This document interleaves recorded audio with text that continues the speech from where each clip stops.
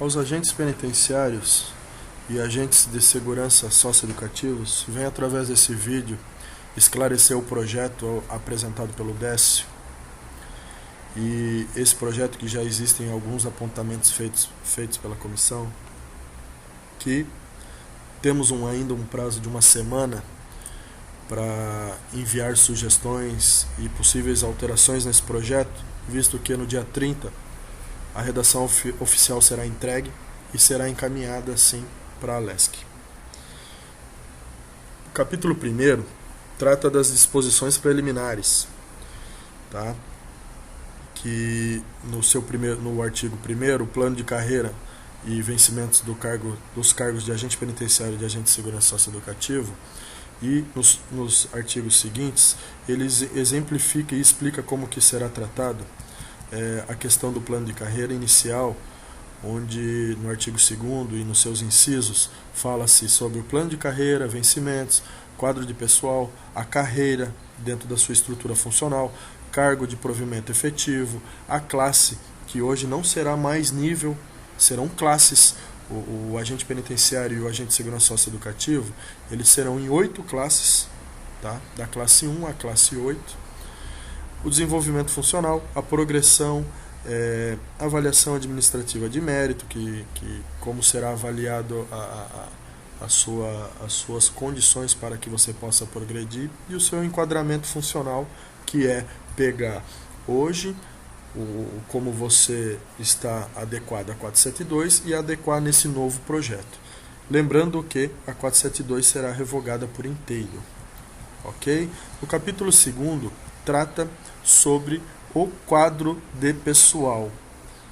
Então, leia o seu artigo 3º, integram o quadro de pessoal da Secretaria de Estado de Justiça e Cidadania os cargos de provimento efetivo de agente penitenciário e agente de segurança socioeducativa, cujas carreiras serão constituídas por 8 classes, representadas por algarismos romanos de 1 a 8, por quantitativo fixado no seu anexo 1. O quantitativo teve essa alteração recente, aí o pessoal deve lembrar, que alterou-se para 2.500 agentes penitenciários e para 490 agentes de segurança socioeducativos.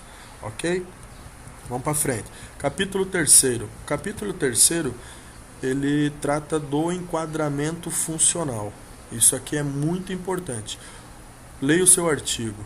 O enquadramento funcional dos titulares dos cargos de provimento efetivo de agente penitenciário e agente de segurança socioeducativo será realizado na forma da linha de correlação constante no anexo 4, parte integrante desta lei.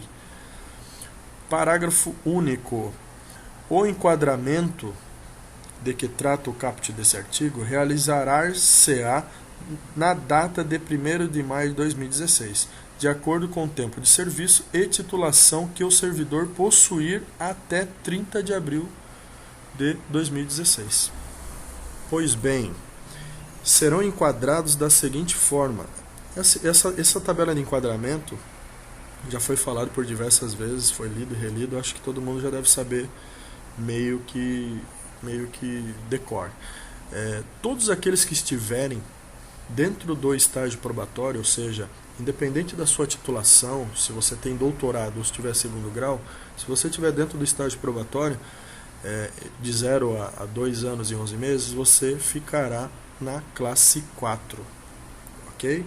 A partir da classe 5, aí começa a ter uma diferenciação. Que se vocês olharem ali a tabela, ela mostra da seguinte forma.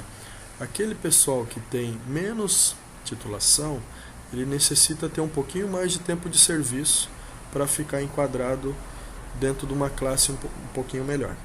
Então, olhando ali, por exemplo, a classe 5, para quem tem 2º grau, seria de 3 a 9 anos. Para quem tem nível superior, de 3 a 7 anos. E para quem tem pós, mestrado e doutorado, de 3 a 5 anos. Veja bem, reduz-se o tempo de serviço em razão da titulação. É uma forma de não rasgar por completo a 472, nessa transição para o novo projeto, porque a 472 ela valorizava a titulação, aquele servidor que se qualificava por estudo. Então, nessa transferência para o novo projeto, observou-se esse detalhe da titulação, valorizando aqueles que se qualificaram. Foi dado um prazo para que aqueles que ainda estavam em trânsito, em término de qualificação, pudessem se qualificar, que então todos terão até 30 de abril de 2016 como data final para apresentar o diploma. Para apresentar um diploma de nível superior, para apresentar um diploma de pós-graduação. Então teve-se um lapso temporal visto desde o período em que a gente está negociando, desde quando se assinou o acordo foi assinado 30 de abril, deu-se um prazo de 1 ano para o pessoal conseguir aí terminar o mais breve possível. Obviamente não serão todos que vão conseguir, mas eu acredito que muita gente conseguirá, ok? Vamos para frente. Então, no seu capítulo 4, trata da carreira, no seu artigo 5º, o ingresso nos cargos de agente penitenciário e de agente de segurança socioeducativa ocorrerá por meio de concurso público que conterá as seguintes fases. Aqui tem uma grande evolução, que é lá no seu inciso 6º, ok? O curso de formação profissional, o curso de formação inicial, ele passa a ser etapa do concurso. Deixa de acontecer o servidor ser nomeado e posteriormente fazer uma academia. Não, agora será etapa de concurso. Eu acho que isso é fundamental, visto que algumas pessoas, quando já nomeadas, vão para uma academia, elas não levam aquela academia tão a sério como deveria e impede que o governo coloque servidores para trabalhar sem que ele esteja realmente habilitado para trabalhar, como já aconteceu por diversas vezes, de chamarem colegas de trabalho, colocar o cara lá para trabalhar dentro de uma unidade prisional sem ter o mínimo de conhecimento técnico, e depois de sei lá quanto tempo o cara vai fazer uma academia. Então isso vai acabar. E daí, obviamente, vem a grande dúvida: mas o rapaz vai se manter como? Já vou explicar. Então o rapaz ou as moças, ou senhores e senhoras, ou servidores, os candidatos, vamos usar um termo mais correto, os candidatos aptos a frequentar o curso de formação, que será a última etapa do concurso, eles vão ganhar um título de auxílio financeiro correspondente a 50% do vencimento básico inicial do cargo que estiver concorrendo. Ou seja, a classe 1. Ele vai ganhar 50% do vencimento da classe 1. Esse texto a gente copiou do sistema da Polícia Federal. Okay? Então já é algo que é usado, ninguém criou nada do além. Então, em relação à nomeação, será respeitada os critérios compostos na lei, né, que é o que alterou, que foi o curso inicial, que faz parte do concurso. Então ele terá que passar por todas as etapas e será nomeado posterior a isso, diferentemente do que acontecia. O estágio probatório não modificou, tem um detalhezinho ou outro da avaliação do mérito para que se saia do estágio probatório, mas a grande parte do que trata o estágio probatório, em quase que 100%, é cópia da 472, alterou-se pouca coisa, muito pouquinhos detalhes, não se tem tanta importância, ok? O que mudou realmente, que é muito importante, a partir do artigo 19 e o artigo 20, que são as vedações do servidor em razão do estágio probatório, né? Enfim. E aí vamos para o capítulo posterior, que trata sobre o desenvolvimento funcional. Tá? Isso aqui é bem interessante, isso aqui é o que nos agrada, é o que nos interessa. Por que nos interessa? Primeiro, que a progressão ela teve uma alteração em relação a 472, que se fazia a cada 2 anos por merecimento ou por titulação a qualquer tempo. Nesse novo projeto, a promoção e a progressão por merecimento, a progressão funcional, ele se fará a cada 3 anos, observado o seu mês natalício, ok? Quando você atingir o período do estágio probatório de 3 anos, automaticamente, e só nesse primeiro momento, você vai progredir de classe, você vai ser promovido da classe 1 para a classe 2, para aqueles que ingressarem na carreira, e os outros, enfim, de acordo com a data de ingresso no serviço público. A partir da classe 2 para a classe 3, será pelo mês de aniversário, ok? A cada 3 anos, que é o que mudou dentro de 8 classes, tá? A progressão por merecimento, ela vai mudar, ela mudou dentro desse projeto, os critérios de avaliação do mérito, né? O mérito era avaliado por três tipos, que seria o teu tempo de serviço, a avaliação do teu superior hierárquico e os cursos de qualificação. Dentro desse projeto ele vai ser um pouco mais amplo, ele vai valorizar aquele servidor que tem interesse e que consiga ser instrutor ou que lecione na CADEJUC, aquele servidor que participe de procedimentos de revista geral em unidades, de intervenção penitenciária, que é, vulgarmente dizendo, aquela geral que você vai, aquele pente fino, vai ganhar ponto para progressão funcional. O servidor que, quando aquele pessoal vai lá e precisa de alguém para ajudar, para montar uma sindicância, você, servidor daquela unidade, participa, você vai ter direito a ganhar pontuação em relação a isso, tá?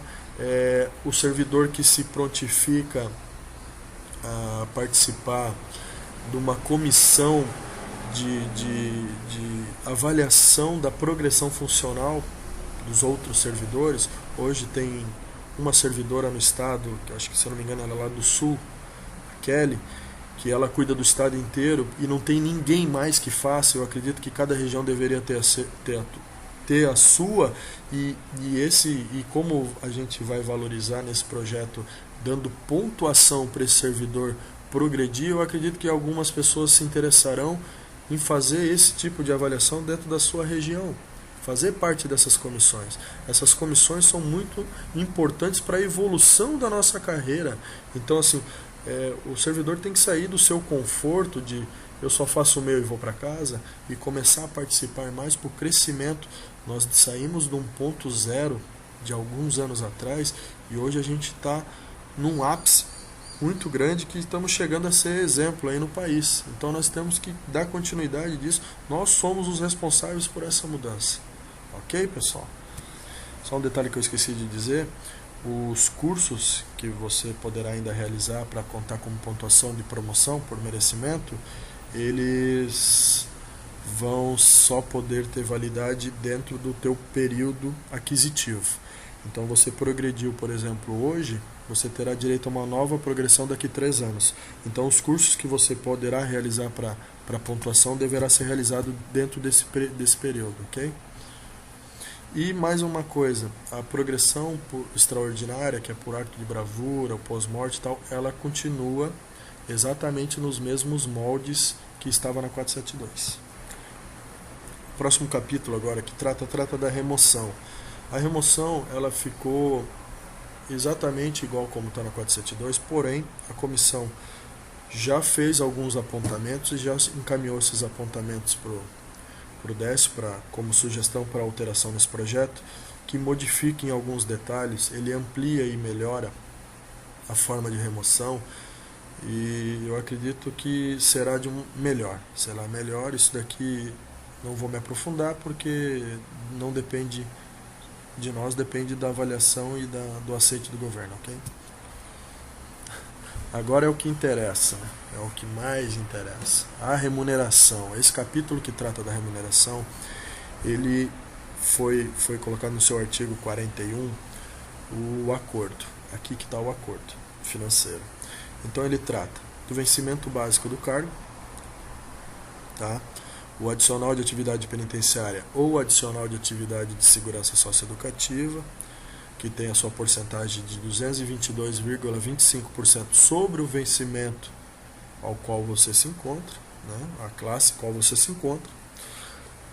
Ele vai garantir a hora extra, que serão 40, e o adicional noturno, que serão 72, no seu limite, ok? Esses dois que eu falei, eles terão uma diferença do que é realizado hoje. Qual será a diferença? Obviamente você vai pagar o IPREV, você vai recolher o IPREV, mas também quando você se aposentar, você vai levá-lo para a aposentadoria. Então essa é um grande avanço, porque 40 horas extras e 72 horas noturnas, quando se aposentava, antigamente você perdia.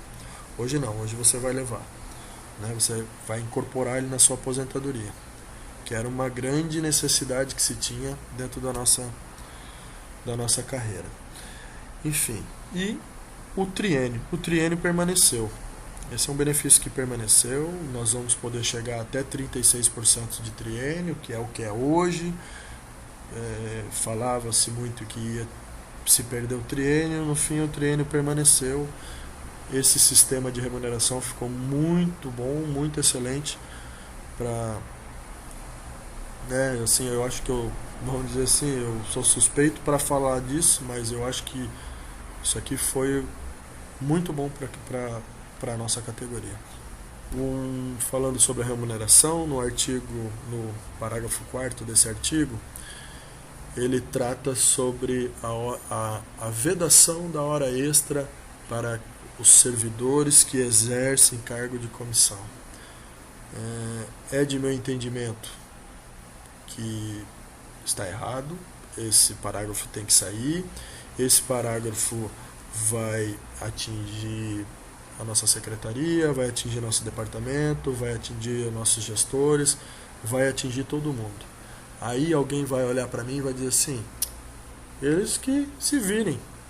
Mas não, a gente está brigando, e mais lá para frente eu vou chegar nesse ponto aí, a gente está brigando para que o servidor de carreira, seja o gestor da sua unidade, seja o diretor do seu departamento, seja o seu secretário, nós estamos brigando pelo nosso espaço. Então, independente de quem está lá hoje, tá? Amanhã poderá ser você, amanhã poderá ser eu, e nós temos esse direito de ganhar essa hora extra naquela condição de gestor, de cargo comissionado, em razão da nossa atividade fim, em razão do nosso sistema, que é aquilo que a gente está buscando. Então eles têm que ser valorizados, assim como nós, assim como um todo.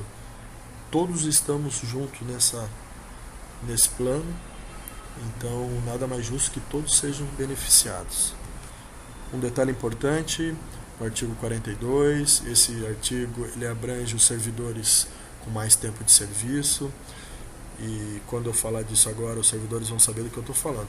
Os servidores mais antigos ganham VPHE, VPNI, VP, qualquer outra coisa. São vantagens pessoais que esses servidores adquiriram ao longo dos anos. Muito se tinha medo de que se perderia isso. O artigo 42 é claro, ficam mantidas as vantagens pessoais nominalmente identificadas pagas aos servidores detentores dos cargos de que trata essa lei. E aqui está em observação discriminar. Serão discriminadas todas essas vantagens que os servidores ganham. Então, se você olha aquela tabela lá, para quem entrou há pouco tempo, você vai ganhar aquilo ali. Agora, aquele pessoal que está há mais tempo, você vai ganhar aquilo ali e vai ganhar mais a sua VP lá. Aquela sua VP você não vai perder, não. Pode ficar tranquilo.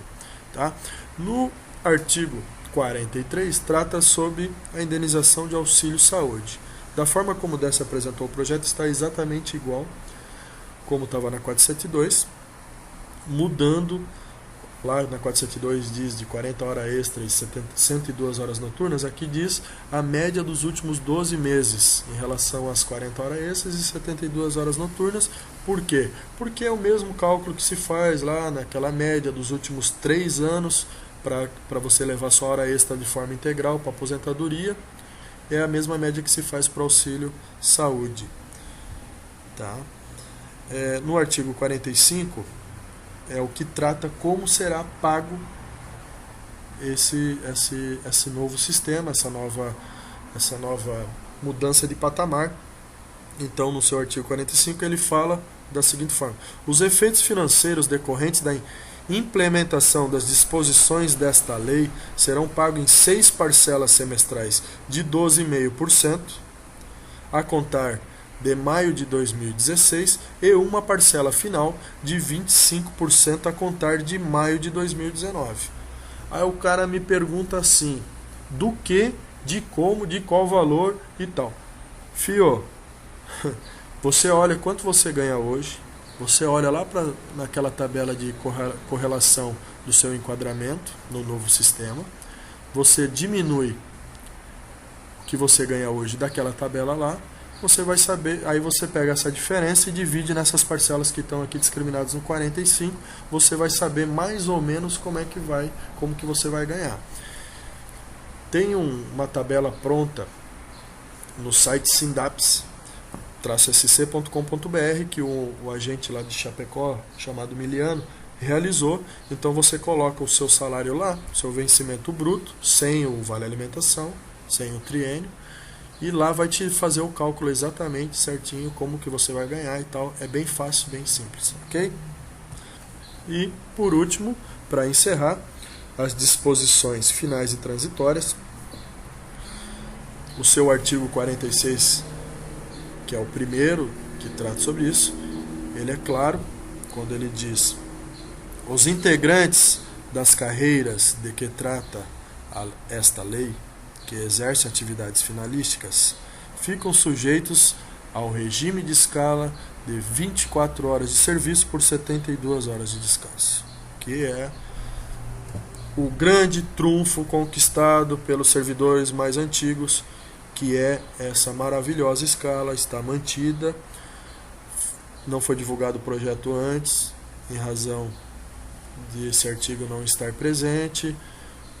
Em tratativas com o DES, ele colocou nossa maior conquista, mantê-lo, ok? Um pouquinho mais abaixo, no artigo 47, os cargos comissionados e funções gratificadas das áreas finalísticas da SJC serão privativos de servidores estáveis titulares dos cargos de provimento efetivo de que trata essa lei, que é o que eu tinha citado um pouco antes, quando falei que o servidor que exerce cargo comissionado tem direito a receber as 40 horas extras. Esse artigo aqui tem relação direta. Por quê? Porque esse artigo vai impedir que um policial militar seja novamente diretor da sua unidade prisional, que um policial civil seja, e vai garantir que o agente penitenciário ou o agente de segurança socioeducativo cuide do que é seu. Como ele vai cuidar do que é dele, nada mais justo do que ele ganhe as 40 horas que está lá no artigo, no seu parágrafo que trata a remuneração. Compreenderam? Isso aqui é muito importante para nós. Então, continuando, o artigo 48 trata das prerrogativas. Alguns detalhes ficaram de fora, nós já mandamos sugestões para que se amplie essas prerrogativas.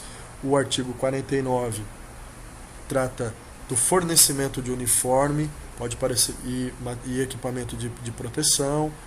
Pode parecer bobagem, mas é importante que isso se faça presente nesse projeto. Continuando, o artigo 50, fundamental: a aplicação desta lei não poderá gerar redução de remuneração aos servidores ativos, inativos e pensionistas, ficando assegurada àqueles que sofrerem redução da remuneração mensal à percepção de VP. Então, a gente já fez o cálculo, já se sabe quem vai ser prejudicado. Eu sei de uma pessoa que teria redução salarial com essa tabela, e essa pessoa vai ganhar um VPNI para que infelizmente ela será a única pessoa que não vai ganhar aumento salarial. Ela vai continuar ganhando o que ela já ganha hoje, só de uma forma diferente, né? O artigo 51 trata das funções de escolta. Aí quem o ler vai ver que o sócio educativo não está presente, já foi encaminhado a alteração para que seja incluso o sócio educativo ali, através desse artigo e conjuntamente com o artigo 52, que trata: serão regulamentadas em decreto do chefe do Poder Executivo no prazo de 90 dias a contar dessa publicação os seguintes decretos. Lá no item abaixo do item 4, vocês estão vendo ali, só vai até o 4. Abaixo nós inserimos alguns itens. Um deles, no seu item 6º aqui no meu projeto alterado, consta-se procedimento de escoltas, vigilância e intervenção, diretamente ligado ao artigo 51. Por que não está discriminado nesta lei? Tudo que está na lei é difícil de alterar posteriormente, né? O que está na lei é difícil. Então a lei ela tem que ser, de certa forma, um pouco mais ampla. Ela tem que ser mais genérica. E o decreto não.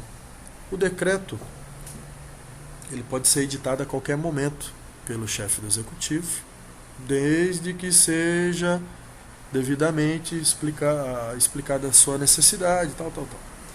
Então, dentro do decreto, a gente vai restringir mais, a gente vai discriminar melhor, vai regulamentar da forma como para que se atenda a necessidade de cada setor, dentro dessa lista de decretos. Alguns não estão aqui, que é o caso que trata de um código de conduta, um banco de permutas, as convocações, né?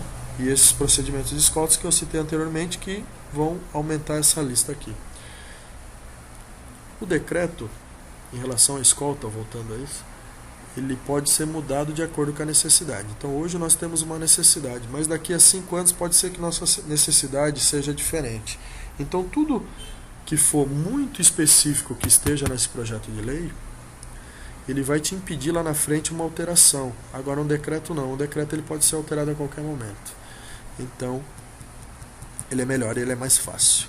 E por fim, os dois últimos artigos, o 53 revoga 472, como eu falei anteriormente, e o 54 ele nos diz a partir de quando terá validade. 1º de maio de 2016, porque os seus efeitos financeiros serão aplicados a partir dessa data. Ok, pessoal? Alguma dúvida? Dia 23 estarei em assembleia explicando a todos este vídeo. Qualquer dúvida me procure neste dia. Um grande abraço.